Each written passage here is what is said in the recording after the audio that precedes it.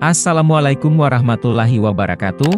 Halo sahabat pencari janda, selamat datang di channel Pencari Janda Muda, channel yang memberikan informasi seputar janda-janda dari seluruh penjuru kota maupun desa.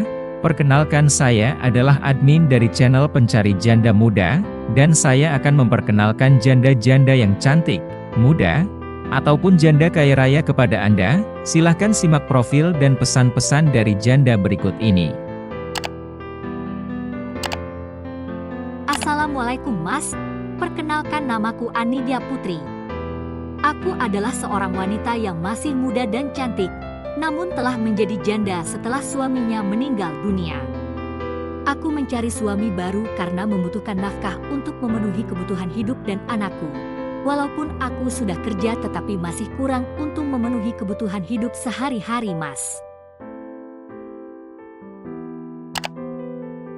Aku hanya ingin menikah dengan orang-orang yang benar-benar tulus mencintaiku, tanpa memandang materiku. Aku trauma dengan pernikahan yang gagal. Semoga kamu bisa menjadi sosok kepala keluarga yang baik dan bisa dijadikan panutan oleh anakku Mas.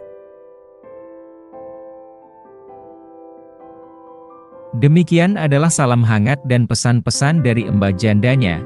Jikalau pemirsa berminat untuk menikahinya, langsung saja tulis nama kamu di kolom komentar, supaya Mbak jandanya bisa memilih, dan segera menemukan jodohnya yang baik.